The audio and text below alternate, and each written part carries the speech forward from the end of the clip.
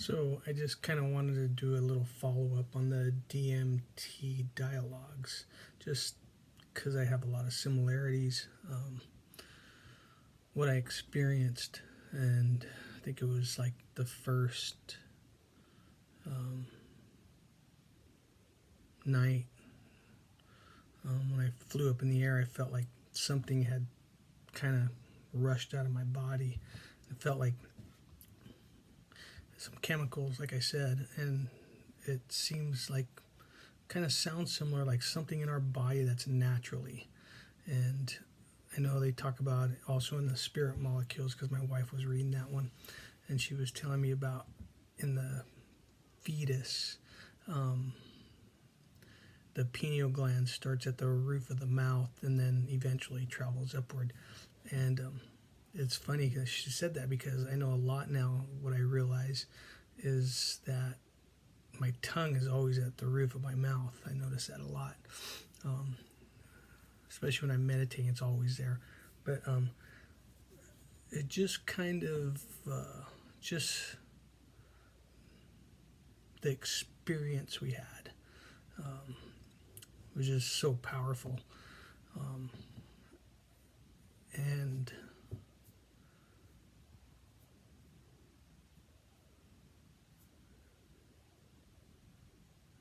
I was so big on the feminine side. It was like I felt like I was using more of my masculine throughout my time here, and and the masculine had come in, or feminine had come in, and it was like my shadow in a way, in a sense. It was a shadow because I remember. Um, I mean, I had a lot of episodes, a lot of different episodes, and my wife did too, but I didn't want to talk about her episodes because it was different, I know. But it was, we, it happened with us together, and it was like, as we came out, it was, we were telling each other just total truth about everything, things that we had hidden, which, I mean, it weren't nothing really big, but it was just, they were hidden. They were, buried. So it was like we were all about truth. That was really big. Um, yeah, it was really big. And I just remember,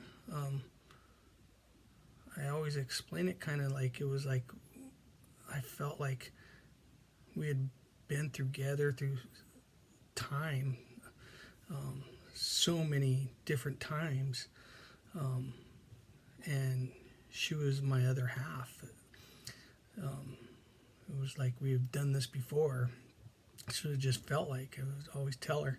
She seemed really like I don't know, just seemed natural, um, just being with her. But I just remember I had a few episodes. It was like I got her this uh, bowl, the singing bowl, and she had asked for it. I can't remember what it was for, maybe Christmas or something. This was a while ago. This was probably about 3 years ago, and I didn't even know. I didn't know how to pick one out, but I just happened to pick one out, and it happened to be the crown, I guess. That's what I found out after all this. But I was really we came back after I came back from that Ohm that night. Um, that week, I remember there was a lot of episodes, and one of them was I was hitting that singing bowl, and I would hit it really hard, and then I would be stomping around, and I just remember I would like stomp to the slider in the backyard, and the door would be open. It would be open because the slider would be open because it was summertime and it was pretty warm, so I just remember stomping over there to there, and I'd squat down a little bit, and I would yell out super loud to the backyard. I would say, "This is my kingdom. Hear me roar," super loud. And I would do that every now and then, and I remember whistling too, and I remember at one time when I said that, yelling out, I remember it was like I saw like a flash of a vision of we were on this balcony way back in the old times, and there was this valley that that we were overlooking, in these old marble columns and tile and everything, and it was just, that valley was just, there wasn't anything there but the back of the balcony, and it was just really weird things that had happened during that time. And yeah, I was doing that a lot, and I was like a lion head and a human body, and yeah, it was just really weird. And there was another one where another episode. I'm not going to get into detail just because my wife was involved in that in a way too. But it was like I had a bull head and a human body. It was like an animalistic nature, in a sense. It felt like, and I remember seeing. I was on the very corner, like in Egypt or something, and there was this pyramid, and it was, my wife was right there at the entrance, and on the decline of the ramp, and it was like I was standing there and protecting her. It was like I was really big on protection, protecting the female, like my queen. Yeah, it was just, I had a lot of episodes. It was kind of a trip. I just remember being in the bathtub, and I never take baths. It was the first time I ever started taking baths. And I remember putting my ears under, and I heard a door open and slam really quick, and it startled me. It was like I was in a meditation, and it startled me, and I came up, and I could just, so I knew what it was, so I went, put my ears back in there, and I was just listening, but I could hear everything. I can hear the fan in the restroom turn on, and I can hear the toilet flush in the other bathroom, and then I heard the bedroom door close, and this was after the Om and stuff, and it just made me think. I go, I'm gonna put my head underwater, and as I put my head underwater, I swallowed some water. I came up kind of choking on the water, but it just reminded me of birth. It reminded me of how the baby, when you're in your mom's womb, and you can hear all the noises and stuff, and getting startled, whether it be somebody yelling or something, or slamming a door. It just brought me back to that. Yeah, it's just kind of odd.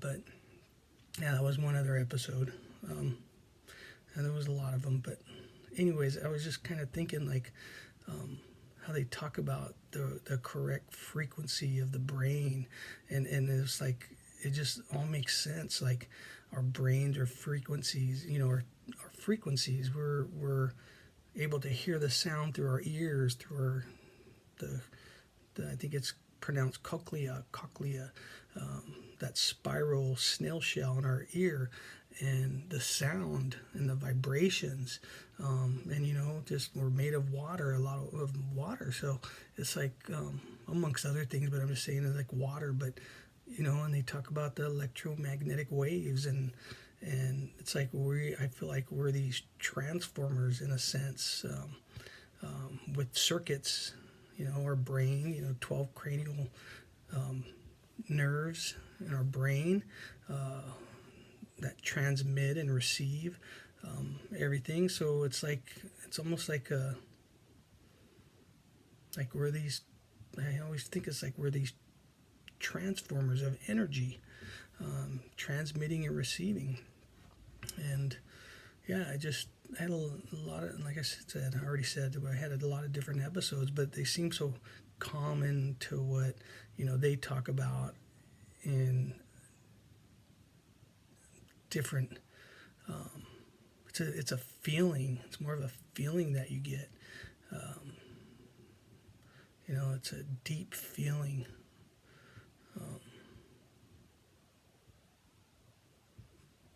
Yeah, and how he talks about it. It feels like a game. like a drama, like Brahman is already perfect, but it's like this game called Lila, and that's what I had told my wife. I said it feels like a game. It feels like a big joke. Um, when you wake up and you're conscious, it's like everything you see makes sense.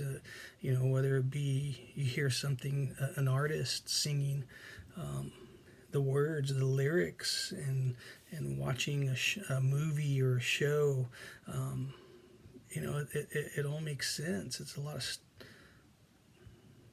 of stuff, and I feel like a lot of these artists, like Bob Marley, like he was a prophet in a sense. He told through his lyrics, through his music, about one love, and it's like unity, being truthful, having a good foundation, being yourself, being yourself. And I feel like, I know I'm jumping around a little bit, but it's like Mother Nature. That was really big for me. The feminine of nature, and how through time we've taken the indigenous people's land, and the people who are really in tune with nature and know all these plants and trees, they mean something. They I mean, you have plants out there that something's eating at them, and they send off this signal, and another predator that they know that will take care of this one that's eating off of them. It's like they're smart. It's a living organism just like us, and I just feel like through time, I feel like we've taken lands over time, and it's more so like we need to learn about love and compassion, and forgiving, and being truthful. Everybody's of the same, and through time, since migrations, going through our DNA, we've taken lands, and I feel like we need to stop taking people's land, stop putting up walls. We need to learn about each other. We're a reflection of each other. We need to show love and forgiveness, and vulnerability, truthfulness, righteousness, all those things. It's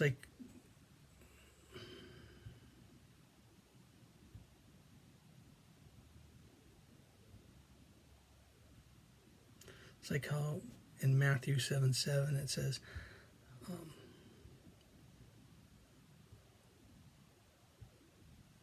ask and it shall be given to you. Seek and you shall find. Knock and the door shall be opened unto you. It's like, it's like there's so many different sayings that tell you, to just let go, and it's yours. It's like you will know the meaning of life. You will know what it's meant to love unconditionally. A lot of things. I remember when all this had happened, I just remember it felt like my wife and I were these two stars that had collided, and one had gone into the black hole, and one was floating in space. It was like a supernova or something.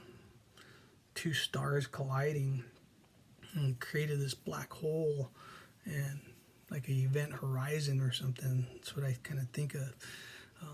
But I do remember I was sitting on my bed after all this had happened. I don't know, a few days later, 3-4 days later, maybe.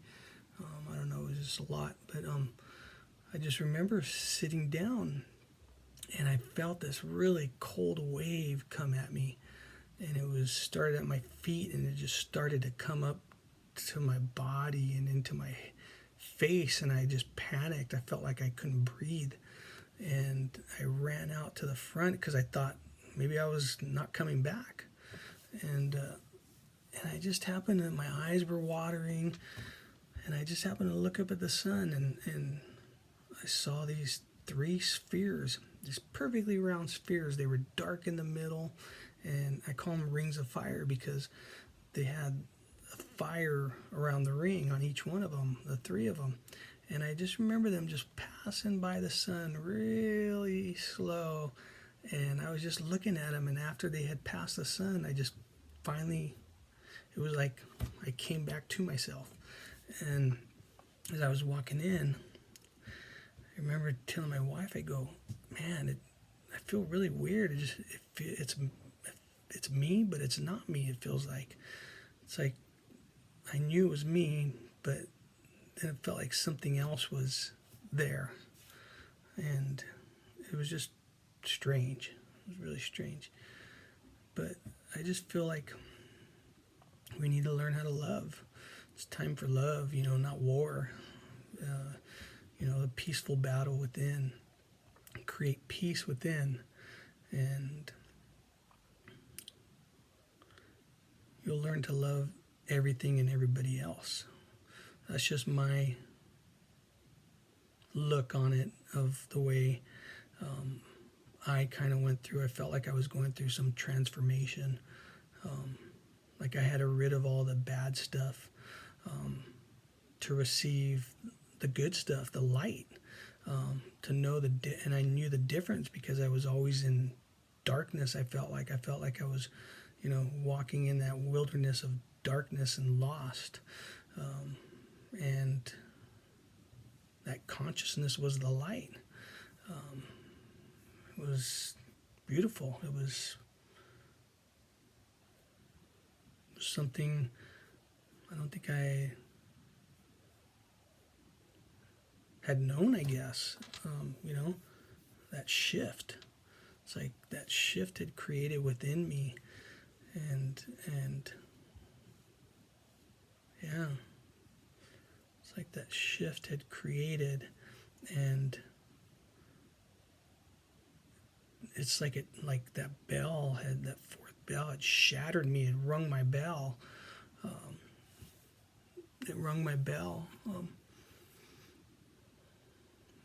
Like woke me up, and it pretty much felt like a tornado or a hurricane or something. Felt like that. It felt like something came and just wiped my house, my vessel out, and I had to start over. And I didn't know how to, but my body did. It's like my body knew how to, and I had to go back to rebuilding a foundation, and that's what I'm good at, because that's what I do for a living. I build houses, and I just kind of put that into perspective. It's exactly what it was like. It was like whatever job you do, I feel like there's a meaning to it. There's such a deeper meaning to it, and that's kind of what I got out of this. Was there's a deeper meaning to construction for me. It's why I've always looked quite a few steps ahead. It's like the pictures, like the visions, like building it in different dimensions, knowing how it goes together. But it was like I had to start over. I wasn't on solid ground. I was unbalanced. It was very shaky, and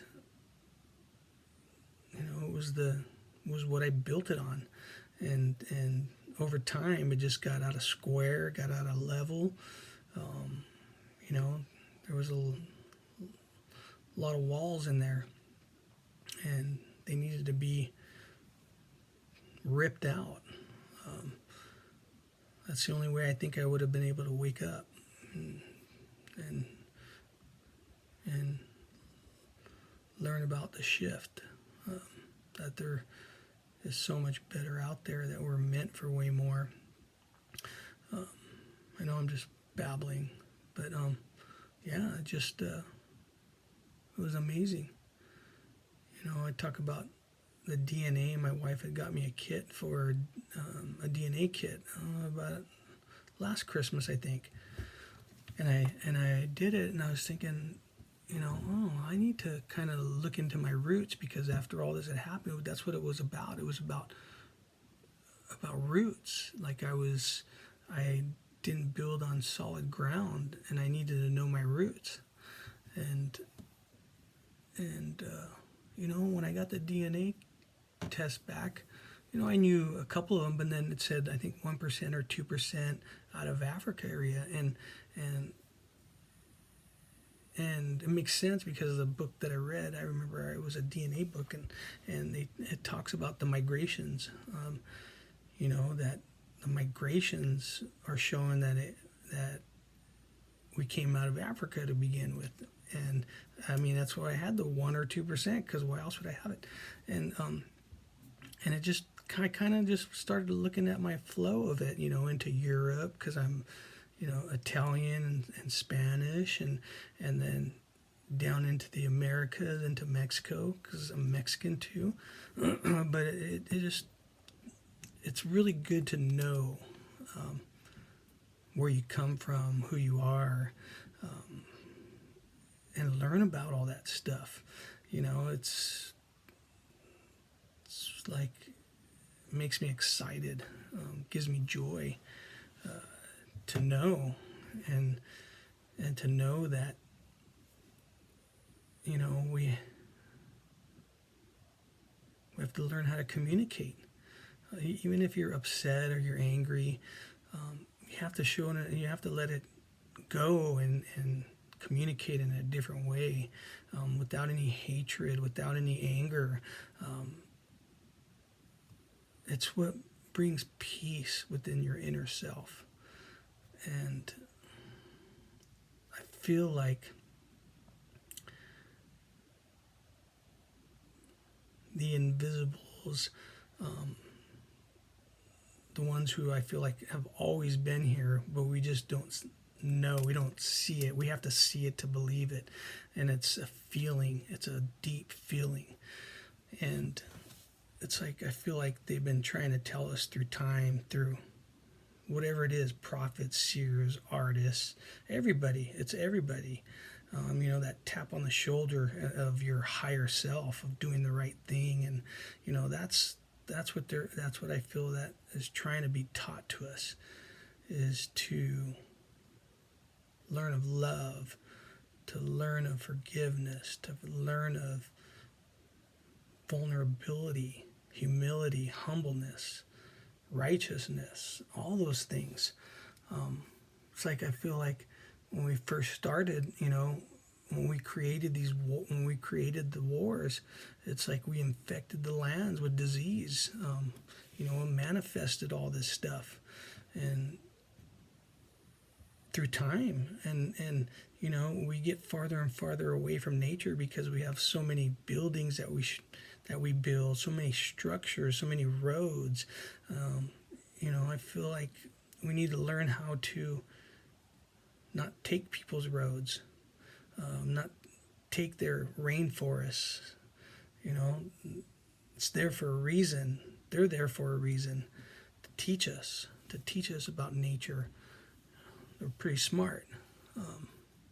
Reading in books that they're smarter than us. That's what I feel. I feel that they've known this for a long time. It's been passed down through generations. Yeah, I feel like it's been passed down through generations. We just haven't caught up to that. Yeah, we haven't caught up. Hopefully we can kind of wake up. I know I was asleep for a long time. Yeah, it felt like I had caught up to myself, finally. I always say that it felt like I was, when I was up there, it felt like I was where the past, present, and future meet the pause. Just like I caught up to myself. Karma. Yeah.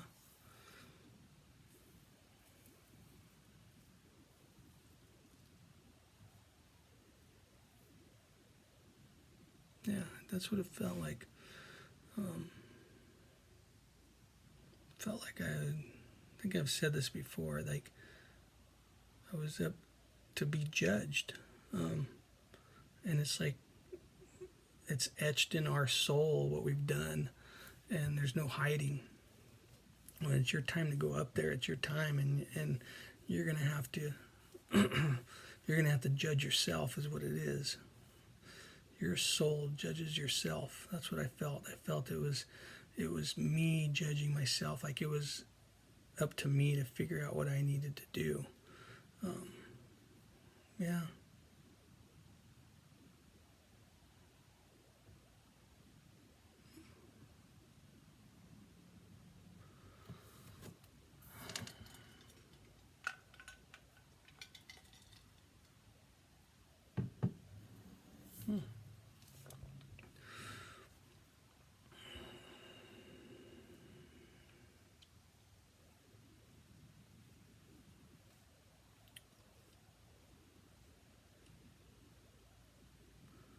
Yeah, I remember telling my wife, I go, I need to go to the beach. This was like probably 2, 3 days later.